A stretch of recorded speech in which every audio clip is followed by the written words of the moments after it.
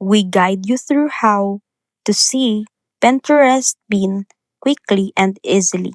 So the first thing you need to do is to open your Pinterest app or go to pinterest.com and make sure you are logged in into your account.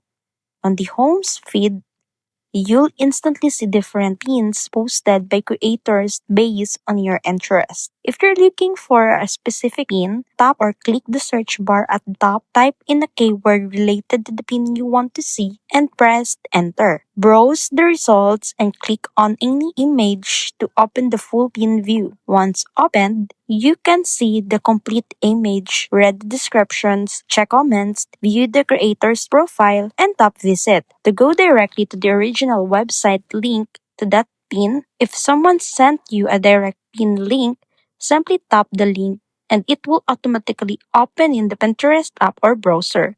You can also access saved pins by going to your profile, tapping save, and opening any board to see all the pins you've collected.